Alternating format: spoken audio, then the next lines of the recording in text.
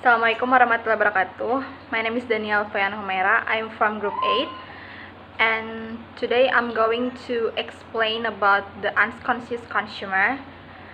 And before I talk further more about this material, I'm going to introduce you to our other presenters. There are Della, Yuanita, Herman, and Bayu Nugraha.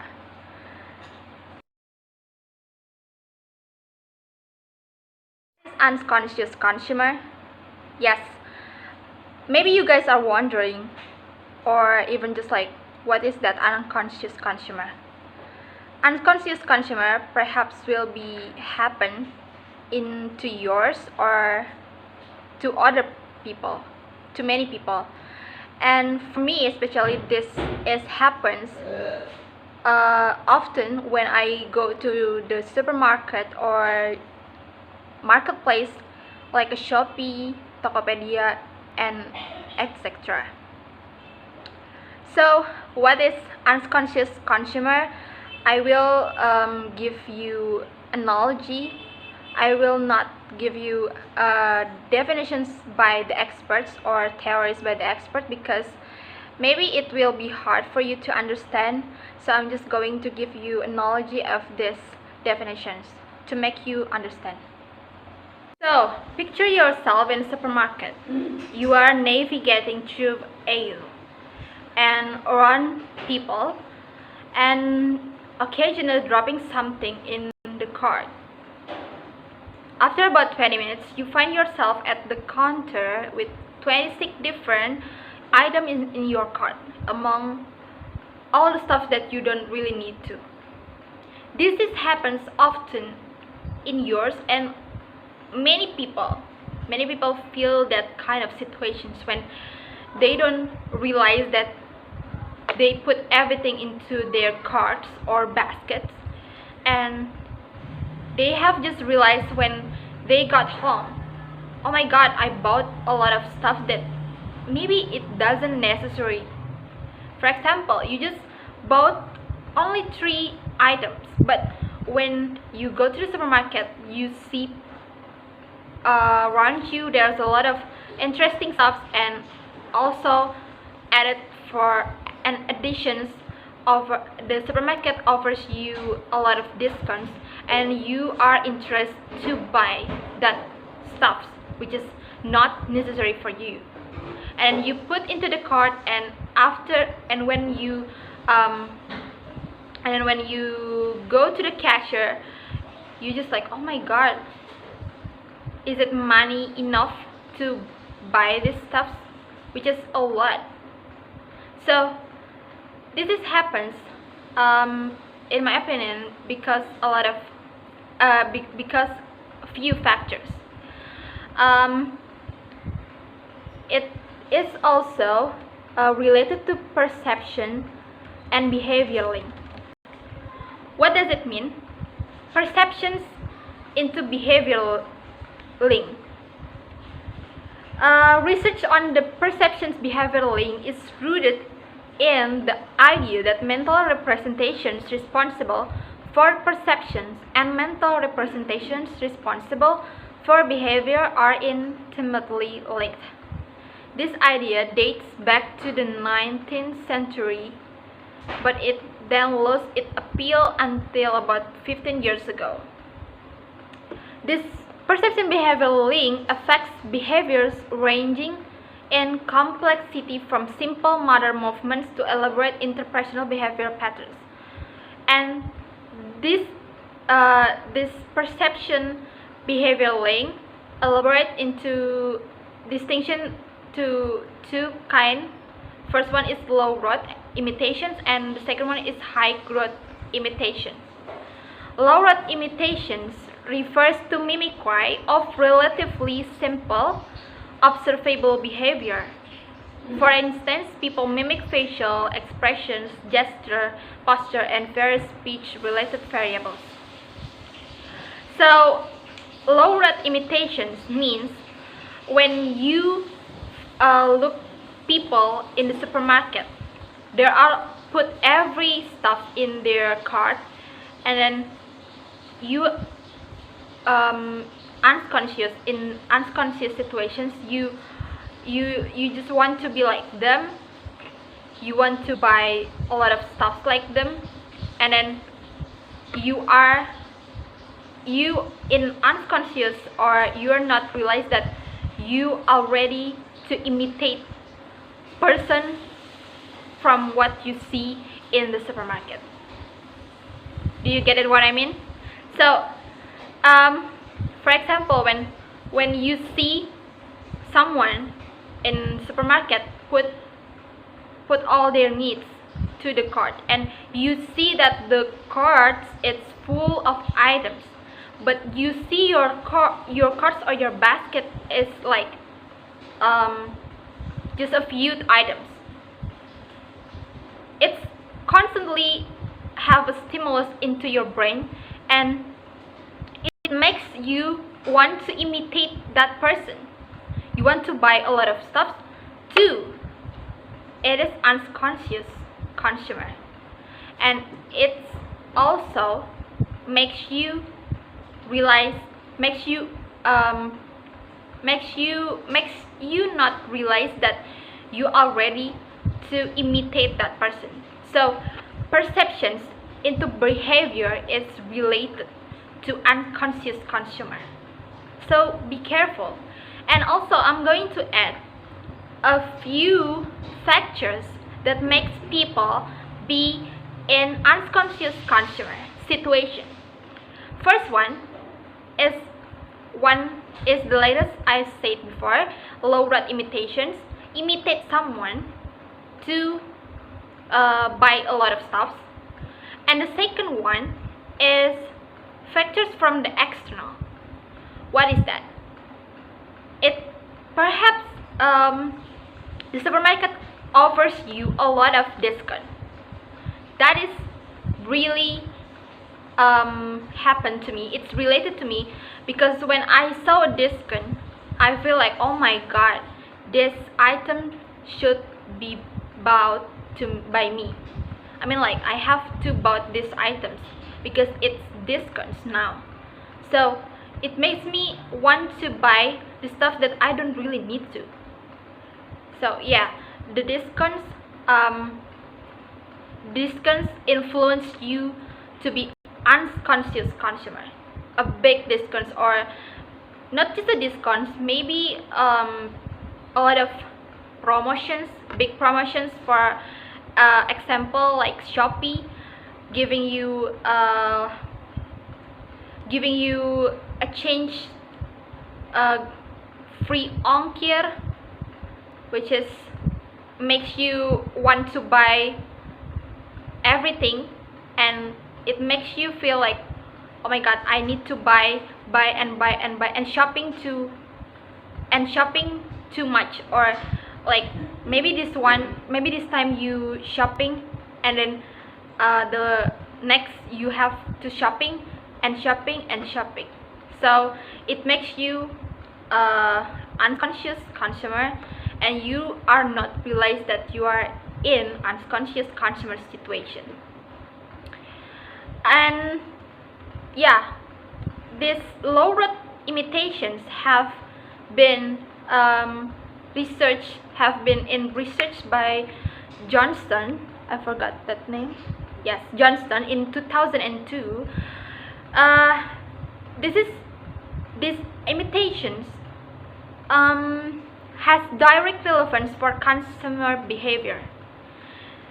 She has experiments to participants, and a lot of participants, and what is that? A confederate. Each experimental participant are at ice cream, and in the presence of confederates, and the confederates was always the first to take a sample of ice cream. And unbeknownst to participants, the confederate was either instructed to eat a large sample or a very modest sample. The dependent variable in this research was the size of the sample participant took. So They ate significantly more ice cream when the confederate had taken a large sample relative to when the confederate had taken a small sample. So, in this case, it showed that participants has influence by the other person. For example, when I saw my friends um, like and then automatically imitate I imitate her to be like that. So these perceptions and behavior link into imitations, and also imitations linked into the unconscious consumer. And another explanations will be delivered by my friends Della, Yuanita, and Bayu Nugraha. Thank you.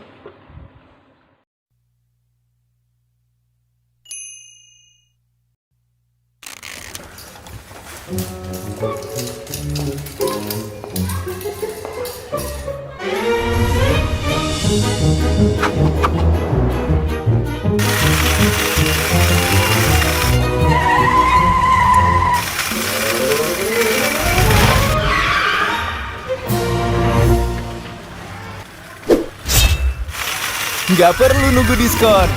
Ke Giant aja. Dengan harga teman, kapan aja Anda bisa belanja tanpa khawatir. Ratusan produk hadir dengan harga lebih rendah setiap hari.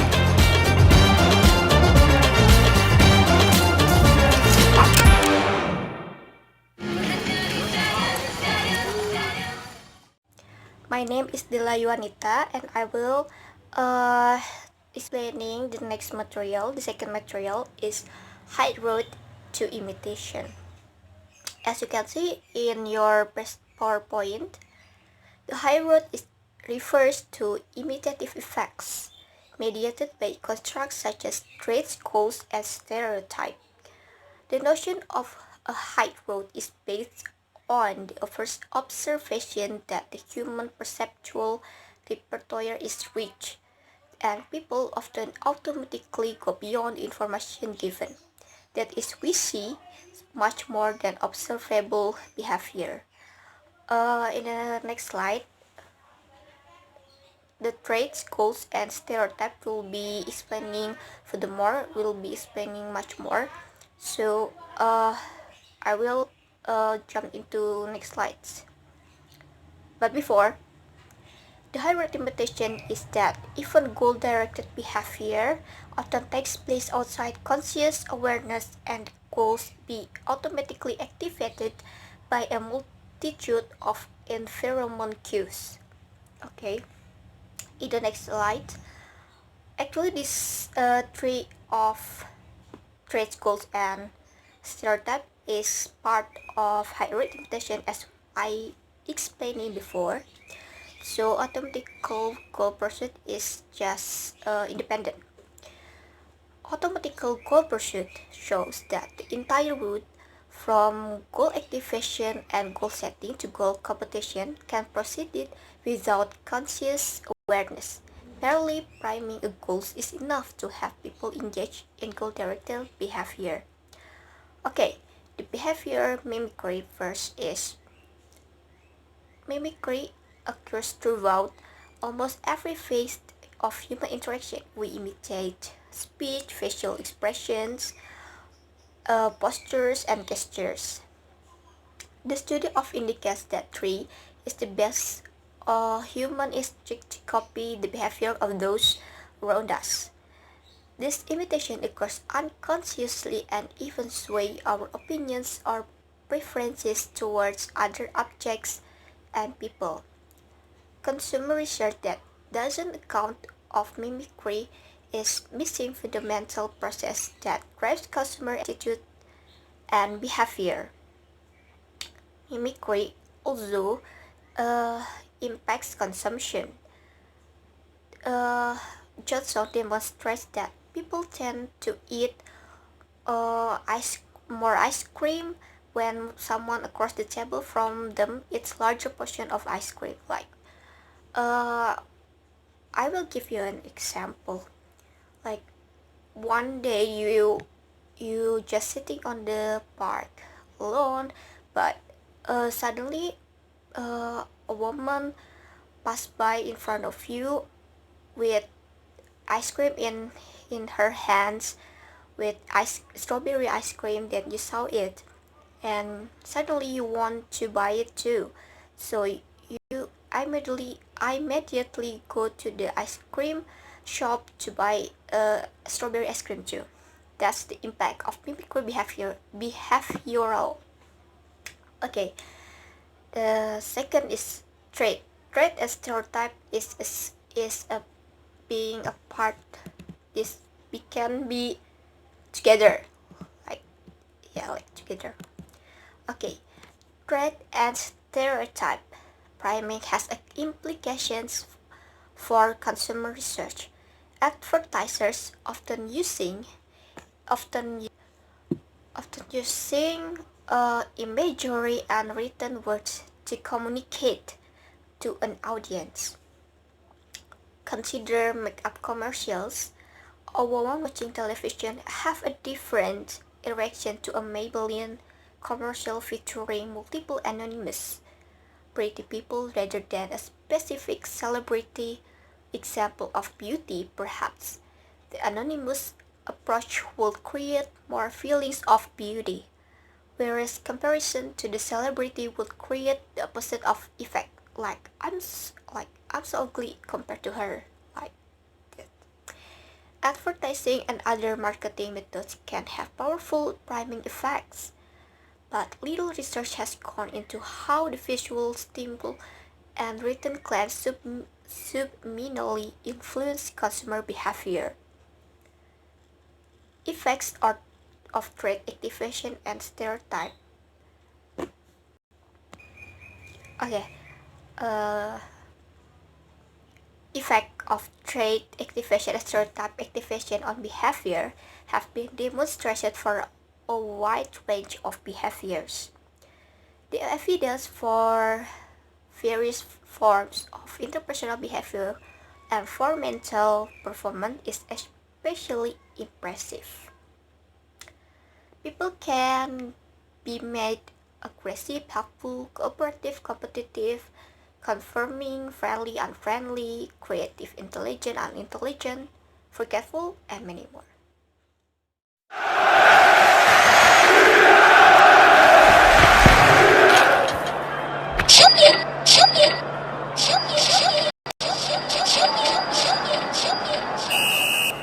Shopee.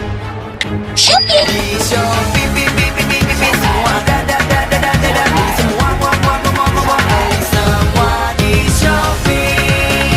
99 Super Shopping Day. Beli semua di Shopee, gratis ongkir. Assalamualaikum warahmatullahi wabarakatuh.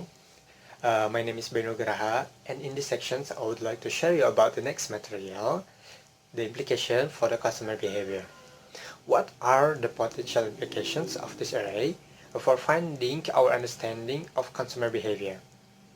Behavior often unfolds unconsciously as the result of the mere perceptions of the cue in the environment. We briefly touch on this more general implication first before we go to return to the shopping behavior in the supermarket. So, at the outset, we argue that an approach that emphasizes conscious and true information processing can only account for a limited subset of the choices that people can make. The vast majority of choices are not the result of much information processing at all. So our purpose is we divided these remaining choices into the two categories. The first category involves choice based on automatically activated attitudes. And the second category involves choice that are not driven by attitude at all. So that is sometimes the environment makes people bypass attitude altogether, but both types of choices we argue are strongly affected by cues in the environment. Mimicry can affect attitudes in at least two ways.